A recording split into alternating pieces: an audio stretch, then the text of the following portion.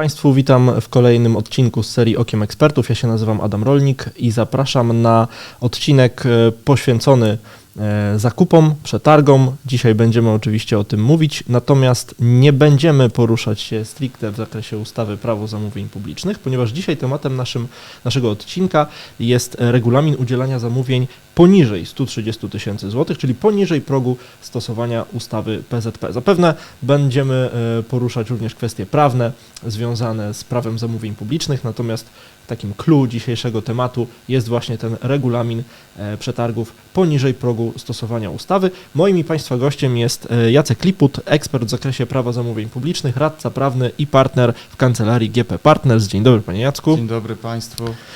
No i zaczniemy sobie od w zasadzie takiego kluczowego może pytania. Jeżeli będziemy rozmawiać o regulaminie udzielania zamówień poniżej 130 000, to moim pierwszym pytaniem jest to, jaka jest skala przetargów regulaminowych, postępowań regulaminowych w obszarze zamówień publicznych i przy okazji, czy nastąpiła jakaś zmiana względem starej ustawy, bo próg się zmienił, znaczy zmieniło się może wyrażanie tego progu z euro na złotówki, ale generalnie wartość nominalna jest podobna przy dzisiejszym kursie euro, więc pytanie, jaka jest skala tych postępowań i czy to się zmieniło wraz ze zmianą ustawy? Skala jest dość duża, to znaczy my mamy taką tendencję, żeby się skupiać na tych największych postępowaniach i je dostrzegamy. Natomiast jeśli wziąć pod uwagę jakby całość tych postępowań, całą grupę, którą one stanowią, no to jest ich dość sporo i to są kwoty milionowe, jeśli nie wyższe.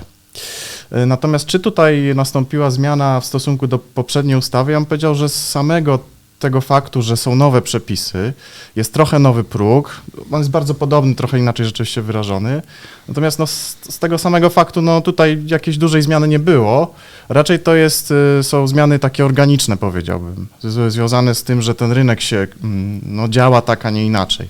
I raczej mamy do czynienia ze wzrostem w ogóle liczby postępowań zamówieniowych, no, są jakieś tam anomalie po drodze, natomiast no, dane wskazują, że w ogóle postępowań zamówieniowych, tych powyżej i tych poniżej jest po prostu więcej i coraz więcej.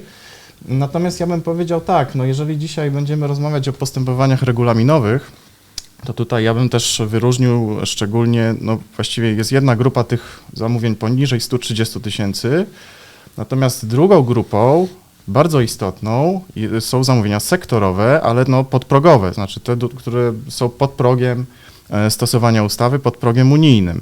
I tutaj już no, mamy do czynienia z no, bardzo dużymi kwotami, jednostkowo również, dlatego że no, te kwoty na przykład w przypadku zamówień na roboty budowlane, no, to jest kwota 5 milionów euro ponad, tak? W związku z czym naprawdę nawet, i to są też postępowania regulaminowe, więc to jakby warto też o nich pewnie powiedzieć. Zasady będą trochę podobne, jak to się kształtuje. No to jak właśnie opieramy się o ten regulamin, to takie kluczowe może pytanie, bo stosowanie ustawy, jednostki są zobowiązane do stosowania ustawy, to Prawo zamówień publicznych, jeżeli te progi są przekraczane. Jeżeli ten próg nie jest przekraczany, no to mówimy tutaj o regulaminie. Pytanie, czy jest jakiś, czy w ogóle zamawiający są zobligowani do posiadania takiego regulaminu, bo mamy sytuację, że ustawy nie trzeba stosować, to pytanie, czy każdy może sobie jakby tak zarządzać tym samodzielnie, jest wolna amerykanka, czy raczej są jakieś przepisy, które obligują zamawiających do posiadania takiego regulaminu? Tak, sytuacja od strony prawnej jest dość ciekawa, dlatego że no rzeczywiście prawo zamówień publicznych nie ma tutaj zastosowania. Natomiast i teraz też nie ma takiego jednego konkretnego przepisu, z którego można wywieźć ten obowiązek posiadania regulaminu. Była taka próba, żeby to uregulować w ustawie Prawo zamówień publicznych, tej nowej, która teraz obowiązuje i to się nazywało wtedy, jeżeli mówimy o tych postępowaniach poniżej 130, to się nazywało zamówienia bagatelne. I jakby to już nawet zostało uchwalone, to już miało wejść w życie, natomiast w ostatniej chwili, jeszcze przed wejściem w życie tej ustawy, no, te przepisy zostały, zanim jeszcze właściwie weszły w życie, po prostu one zostały wyrzucone, uchylone. Więc to w efekcie nie zostało wprowadzone tak do końca. Moim zdaniem dobrze, ale to chyba sobie jeszcze do tego przejdziemy. Natomiast wracając do wątku głównego, no nie ma takiego jednego przepisu, w związku z tym, że te przepisy zostały, jednak nie weszły, no nie ma takiego przepisu. Natomiast ten obowiązek, czy też no, to, dlaczego warto ten regulamin jednak posiadać, można wywieźć z całego szeregu innych przepisów. To właśnie było moje kolejne pytanie. Czy jeśli nie ma obowiązku, to w takim razie warto taki regulamin posiadać? Zdecydowanie tak. Zdecydowanie tak.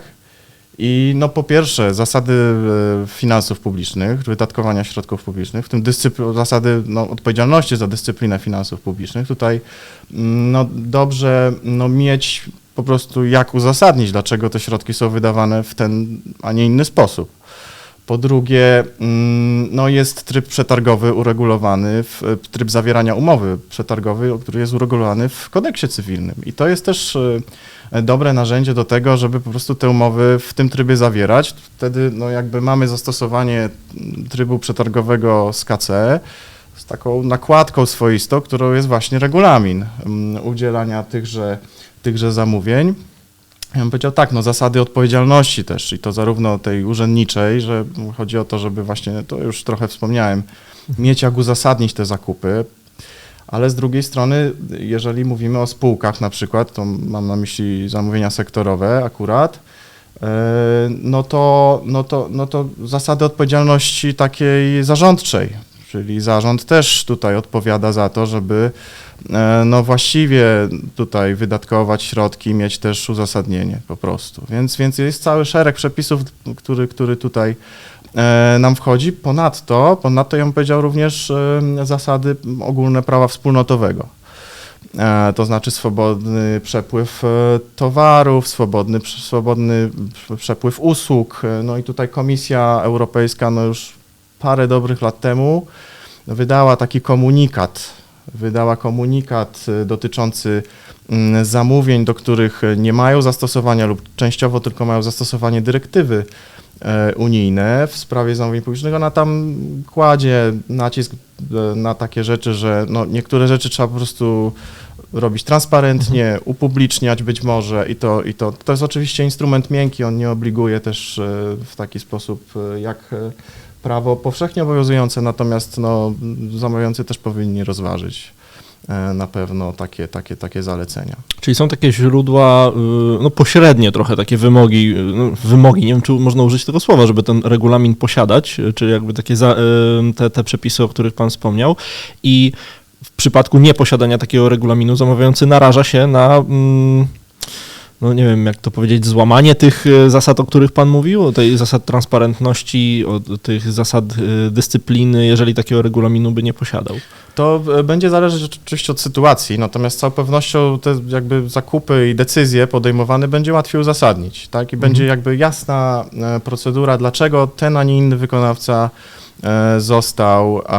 został wybrany. Więc czasami możemy mówić o złamaniu, naruszeniu, nie zawsze, moim zdaniem, natomiast, jak mówię, trochę łatwiej będzie tutaj nawigować zamawiającym między właśnie wymogami i oczekiwaniami. Również tutaj mam na myśli kontrolę ze strony różnych organów, na przykład organy 3-literowe jak CBA, bardzo ciekawe, które tutaj funkcjonują w kraju. To tego rodzaju uzasadnienie zawsze warto posiadać, tak? Dlaczego ten, a nie inny wykonawca. O tej kontrolę to w sumie też miałem pytanie, więc jak już pan nawiązał, to przeskoczę może do tego pytania. Czy jest właśnie jakiś taki mechanizm kontrolujący zamawiającego w zakresie tego regulaminu? Bo kontrola w stosunku do ustawy PZP jest czymś standardowym, natomiast czy w przypadku takich postępowań poniżej tego progu takie kontrole występują? Jakie te mechanizmy są w zasadzie, żeby kontrolować zamawiających? Nie ma takiego jednego środka kontroli. To znowu są, powiedzmy, bardzo różne organy. Już wspomniałem tutaj takie stricte antykorupcyjne, powiedzmy, zagadnienia. Natomiast to jest też NIK. To są bardzo też różne... Trzyliterowa. Tak, to jest też trzyliterowa. Więc z różnych stron mogą tutaj następować kontrole. To nie jest też tak, że właśnie sam regulamin będzie zawsze kontrolowany, czy on jest napisany prawidłowo, czy nieprawidłowo.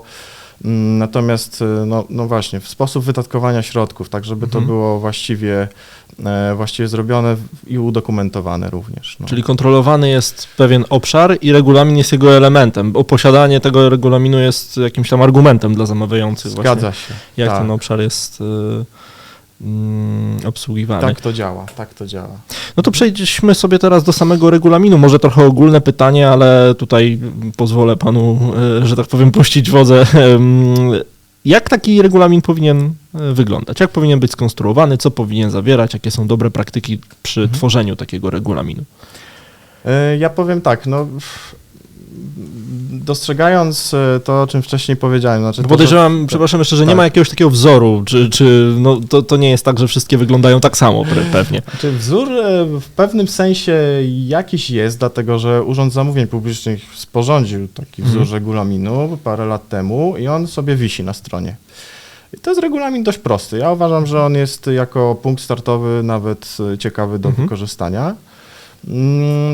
Bo jakby dostrzegając to, o czym powiedziałem wcześniej, że ten regulamin powinien być i zasady powinny być w nim opisane, no to uważam i to całym sercem, że on nie powinien być przeregulowany. Czyli powinien być no jednak dość prosty, to znaczy minimalne zasady tych zamówień powinny być w nim opisane, no powiedzmy stosowanie ogólnych zasad typu uczciwa konkurencja, to można się posługiwać trochę kalką z prawa zamówień publicznych. Ja bym powiedział jakieś zasady sporządzania opisu przedmiotu zamówienia. Na pewno to jest bardzo ważny obszar, po to, żeby no, właściwie to było wszystko opisane niedyskryminująco na przykład. Warunki udziału w postępowaniu i tutaj właśnie bym przestrzegał przed przeregulowaniem. Kryteria oceny ofert, wydaje mi się, że to jest akurat najważniejszy obszar i tutaj dobrze to trzeba dobrać właściwie, proporcjonalnie, odpowiednio do danego zamówienia i to jest klucz do sukcesu, wydaje mi się. Taka konstrukcja tego dokumentu. Tak, z naciskiem na kryteria oceny ofert. Tak bym i na opis przedmiotu zamówienia może jeszcze, rzeczywiście. A powiedział pan o tym, że to jest dobry, ten regulamin udostępniony przez UZP jest dobrym takim punktem startowym, ale czy w pana ocenie on jest taki, że w zasadzie można go wykorzystać i pozostawić w instytucji, czy raczej to jest tylko taki punkt startowy, który warto tam doprecyzować? Jak pan ocenia kształt tego wzoru? To znaczy on jest właściwie gotowy do zaimplementowania, a czy on jest właściwy dla danej organizacji, to już trzeba ocenić sobie indywidualnie, bo może być tak, że no, te procedury, które tam są zawarte, no, nie do końca odpowiadają temu, co funkcjonuje u nas, w związku z czym no, dlatego powiedziałem, że to jest punkt startowy. Być może u danego zamawiającego będzie tak, że to będzie gotowe do wykorzystania. Dlaczego nie? Bo tam jest powiedziane... Tam jest powiedziane między innymi, no, w jaki sposób jakby te zapytania ofertowe formułować. Że to musi być tam do 3 wykonawców bodajże, o tego typu rzeczy. I wydaje mi się, że w ogóle ta procedura, taka minimalna, to jest dobry punkt wyjściowy. Ale jak mówię, to warto sobie przepatrzeć i trochę spróbować dostosować do siebie. A czy z pana doświadczenia wynika, że takie regulaminy są często modyfikowane u zamawiających? Czy to jest tak, no bo ustawa była zmieniana, nie jest zmieniana co roku, no są ewentualnie jakieś dodatkowe zapisy, ale czy to jest tak, że jak zamawiający taki regulamin raz stworzy, to raczej mu się podoba i nie chce go zmieniać? To są takie dwie tendencje, to znaczy jedna jest taka, że wprowadzamy i już nie ruszamy i rzeczywiście skoro działa od lat, to dlaczego miałoby nagle przestać działać? No jest w ogóle w ludziach taka tendencja działania na wzorach, wykorzystywania ponownego i tak dalej. No i niechęć do zmian. I niechęć do zmian. I to jest bardzo ludzkie. Natomiast druga tendencja to jest taka, że zmieniamy bardzo często i wydaje mi się, że trzeba znaleźć środek. To wcale nie musi być regulamin bardzo często nowelizowany i zmieniany. Jeśli on będzie z głową napisany i na tyle ogólnie też pewne rzeczy zostaną sformułowane, jak mówię, nie przeregulować, to jest też klucz, to może taki regulamin służyć nam przez wiele lat. Tylko że jakby chyba też nie można się zafiksować na jeden konkretny regulamin, no bo przecież zmieniają się warunki prowadzenia zamówień publicznych, przetargów, już nie mówię tylko o ustawie, ale też o całym takim obszarze. Tu właśnie mamy przykład jako elektronizacja, to też bardzo zrewolucjonizowała, czy ta struktura tych przetargów, ile odbywa się takich, ile takich, więc chyba trzeba to monitorować i ewentualnie jakoś dopasowywać te zapisy. Na pewno tak. No, ustawę Prawo zamówień publicznych na pewno trzeba monitorować, bo tam jest to najczęściej chyba, albo jedna z częściej nowelizowanych ustaw w ogóle w Polsce. Więc to trzeba mieć rękę na Więc pulsie. czasami może tam się coś zmienić. Czasami tam się może coś zmienić. Wspomniał Pan o tym, żeby nie przeregulować tego regulaminu. Czy można powiedzieć, jak Pan w ogóle ocenia zamawiających, bo pewnie z niejednym regulaminem miał Pan do czynienia, jak Pan ocenia te regulaminy, które zamawiający, z którymi się Pan spotykał, tworzą? Są w porządku, w porządku w Pana opinii skonstruowane, nieprzeregulowane, czy raczej jest tam pole do poprawy? Zawsze Oczywiście bez żadnych nazw. Zawsze jest pole do poprawy. Większość jest tych regulaminów, z tego co ja oglądam, w porządku. Zdarzają się oczywiście przeregulowane i to jest, wydaje mi się, no tak jak mówiłem, jeden z podstawowych grzechów, no ale większość jednak odpowiada tak przepisom, jak i praktyce po prostu rynkowej, więc wydaje mi się, że tutaj większych kłopotów nie ma. Czasami jest tak, że po prostu nie ma tego regulaminu. To jest... Z tym też się Pan spotkał, tak? Że nie ma, tak? No, teoretycznie może nie być, no ale... Właśnie chciałem też o to zapytać na początku naszej rozmowy, bo z tego, co Pan mówi, to wydało mi się takim raczej, że teoretycznie nie ma obowiązku, ale w praktyce każdy posiada, ale jak widać nie jest to tak, że spotkał się Pan z tym, że instytucje nie korzystają z tego.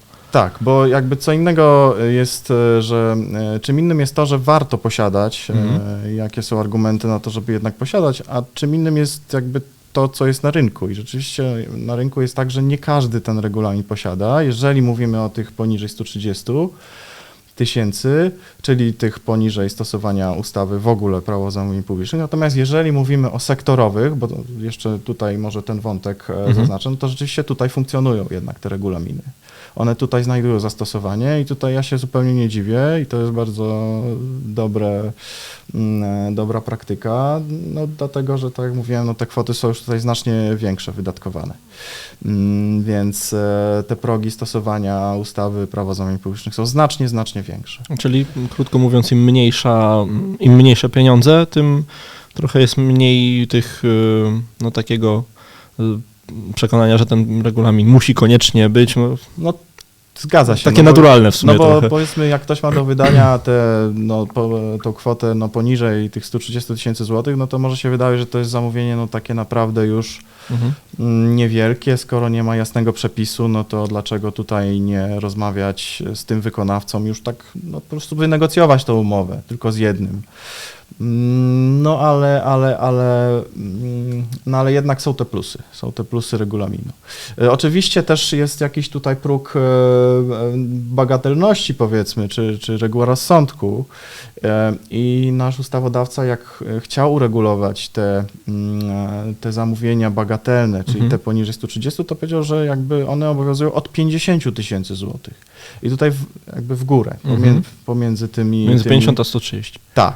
W związku z czym, wydaje mi się, że również w regulaminie, taką regułę jakoś de minimis trzeba sobie by było wprowadzić. Znaczy, nie każde, powiedzmy, 10 tysięcy złotych wymaga przeprowadzenia tutaj jakiegoś mini postępowania. To też jest tak, że nie chcemy utknąć zupełnie w tej papierologii, czy tam elektronicznej papierologii. Dzisiaj już teraz bardziej. A wspomniał Pan właśnie o tej regulacji tych bagatelnych postępowań, że w Pana opinii to dobrze, że nie zostały uregulowane, tak zrozumiałem. Tu mógłby Pan rozwinąć trochę tę myśl? Tak, to znaczy mi chodzi o to, że takie głosy się pojawiały, że to było że to już zbyt dużo jest, że jakby po pierwsze w ogóle dyrektywy zamówień publicznych nas do tego nie zobowiązują, żeby takie przepisy mieć, czyli prawo unijne tutaj jest w ogóle nieadekwatne do tego, oprócz tych zasad ogólnych prawa, powiedzmy, wspólnotowego. Natomiast wydaje mi się, że te rzeczy można pozostawić po prostu zamawiającym, biorąc pod uwagę te zasady ogólne też wydatkowania środków publicznych. To nie musi być tak, że musi być jakaś regulacja w prawie zamówień publicznych na wszystko. I też na takie zakupy, które są, powiedzmy, powinny wykazywać się trochę większą jednak, nie chcę powiedzieć swobodą, ale taką mniejszym stopniem sformalizowania po prostu. No tak, bo są takie zakupy raczej właśnie, no jeżeli tam ta kwota 50 000 to był ten próg bagatelnych postępowań, no to faktycznie tutaj weszlibyśmy w taką, no w duże uregulowanie, znaczy w jeszcze szersze w zasadzie uregulowanie, pewnie ustawa byłaby jeszcze dłuższa niż Tak, jest cały aktualnie. rozdział tutaj rzeczywiście był. To też nie były jakieś bardzo daleko idące obowiązki, natomiast wydaje mi się, że no zupełnie nie ma potrzeby tego regulować w sposób taki zamknięty prawem zamówień publicznych po prostu. Że wydaje mi się, że te instrumenty, które już są w innych obszarach, czy po prostu kodeks cywilny, to jest zupełnie wystarczające narzędzie, żeby się nim posłużyć. Rozumiem.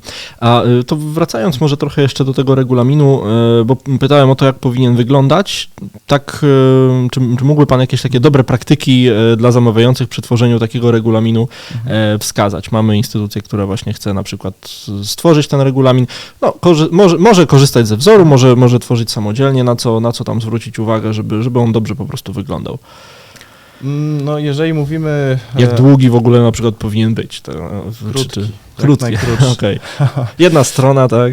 No może nie jedna, ale bo tu jednej jest w ogóle trudno cokolwiek zawrzeć, oprócz nagłówków, nazwy zamawiającego, adresów i tak dalej. No tak, to w zasadzie już pierwsza strona. Faktycznie. Pierwszą stronę, natomiast naprawdę to nie musi być rozbudowany dokument. No i te obszary, które są najważniejsze, no właśnie, można sobie uregulować, w jaki sposób te zamówienia, będzie na przykład szacowana wartość zamówienia. Bardzo krótko, na zasadzie, że tam zapytań rynkowych. Można sobie uregulować, należy uregulować sposoby sporządzania OPZ-u, ale też jakby na zupełnie takich podstawowych zasadach. No i w końcu można uregulować, w jaki sposób no, jakby te zapytania, bo tu pewnie będą zapytania ofertowe po prostu, kierowane do potencjalnych wykonawców. W jaki sposób to się ma odbywać, znaczy gdzie to jest publikowane, jak to jest wysyłane ewentualnie, do jakiej liczby wykonawców, no i jak będzie podejmowana decyzja. No to są wszystko rzeczy, które można trochę się posłużyć jakby dorobkiem całym, który już mamy w prawie zamówień publicznych po prostu. No i ja myślę, że jakby grzechy będą też te same, tak, jeżeli mówimy o jakichś tam niedociągnięciach. Czyli właśnie dyskryminujący opis przedmiotu zamówienia, jakieś tutaj nieprawidłowości przy warunkach udziału i tutaj ze szczególnym naciskiem na żądanie jakby zbyt dużo po prostu od tych wykonawców. Ja bym powiedział też, że żądanie nadmiernej liczby dokumentów, taka, która no w ogóle no nie ma tutaj uzasadnienia, żeby no była przedkładana przez wykonawców.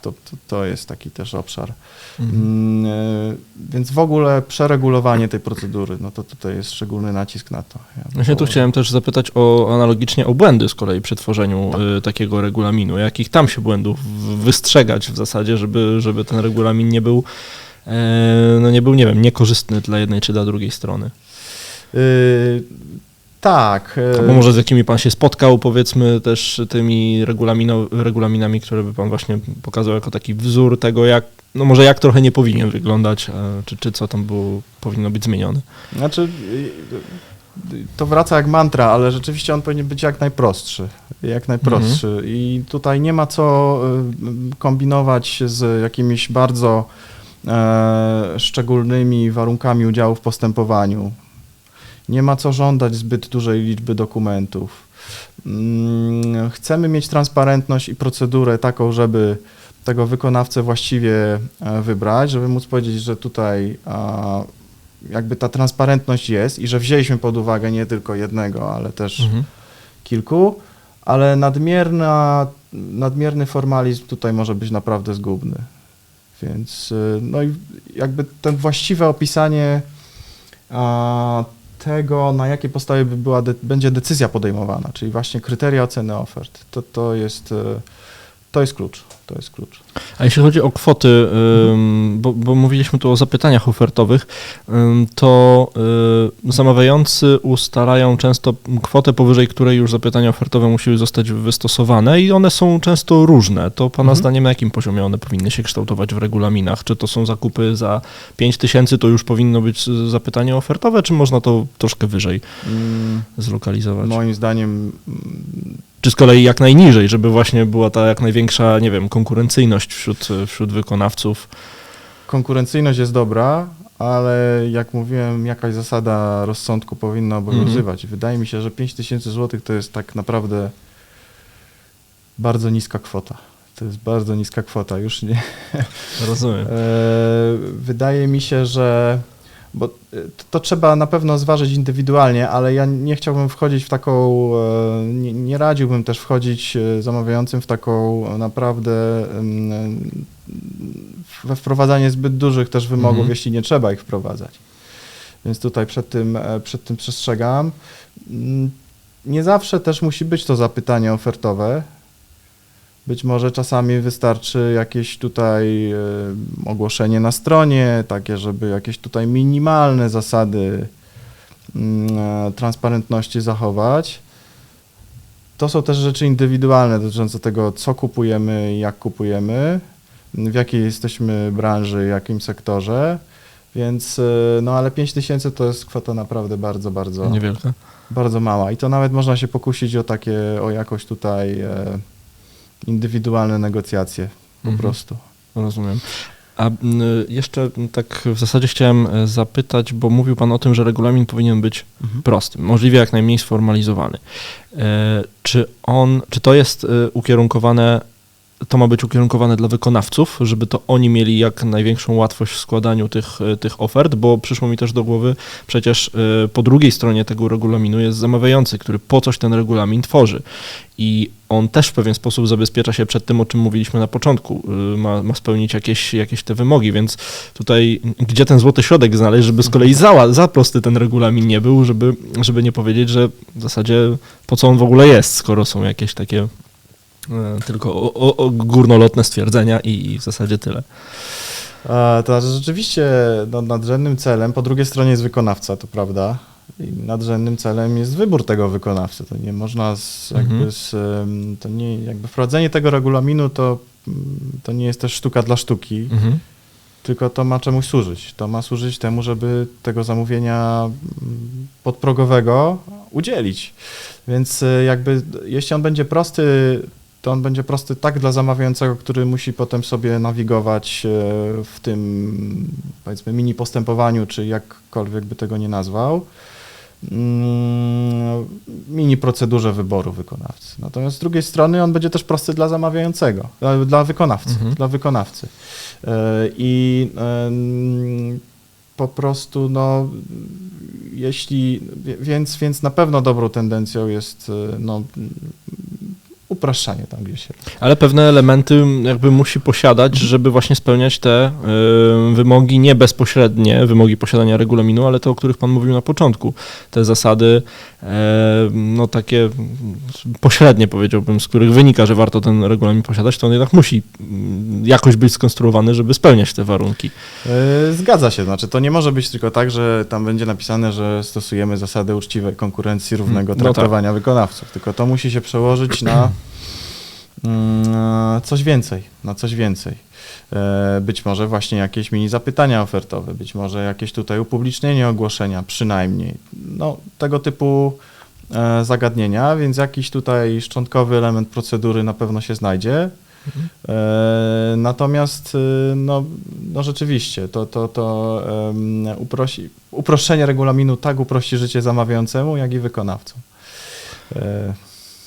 To chciałem jeszcze w takim razie zapytać jak już jesteśmy przy upraszczaniu, to chciałem zapytać trochę o elektronizację, która nie do końca w zakresie tych regulaminowych postępowań weszła tak jak w postępowania PZP, bo tam mamy jasność w nowej ustawie, wszystko już jest drogą elektroniczną, ma być prowadzone, natomiast w przypadku tych regulaminowych postępowań tak nie jest.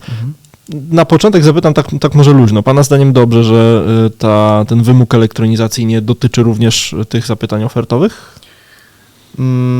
To znaczy w ogóle dobrze, że nie ma tej regulacji w PZP, natomiast ta elektronizacja nam wchodzi, mimo że jakby nie ma wymogu, ona nam wchodzi i tak, dlatego że w ogóle trendem tak w sferze urzędniczej czy urzędowej, jak w biznesie jest właśnie ta elektronizacja, więc no jakby sami zamawiający już bardzo rzadko albo w ogóle prawie nie robią tych postępowań na papierze. Już wszystko albo prawie wszystko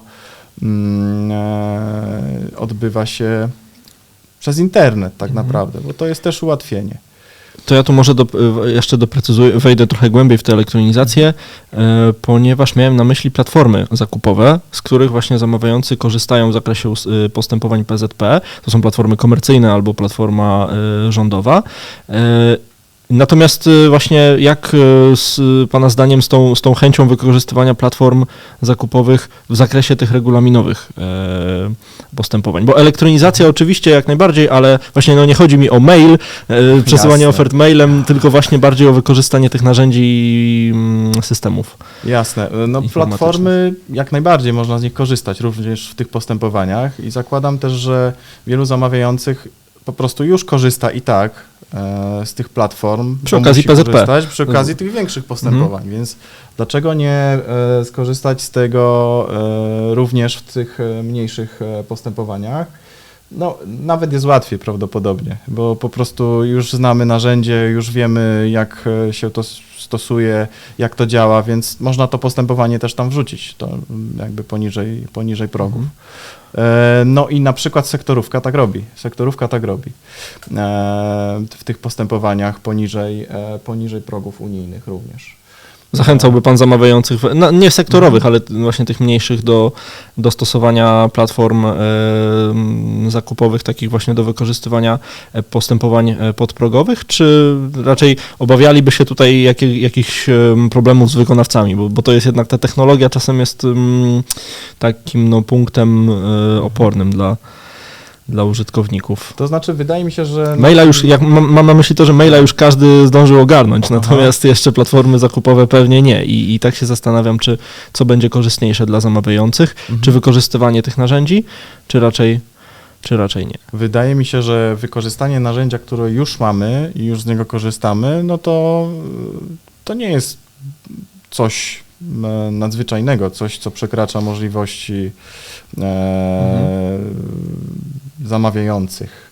Więc wydaje mi się, że to może być działanie, które jest korzystne. A co do wykonawców, to na tym etapie prawa zamówień publicznych również, które mamy teraz, stosowania tego prawa nowego, no wydaje mi się, że już wszyscy przywykli też, że te postępowania są elektroniczne.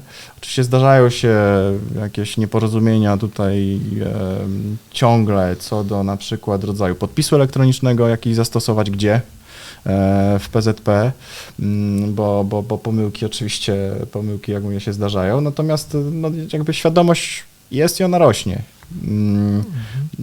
Te postępowania przetargowe w PZP, one już nie funkcjonują od paru ładnych lat w ogóle w papierze, więc również w mniejszych, powiedzmy, mini przetargach, mini postępowaniach to też powinno ta świadomość pracować jakby pozytywnie na umiejętności, zdolności, możliwości wykonawców co do ofertowania, co do pozyskiwania zamówień.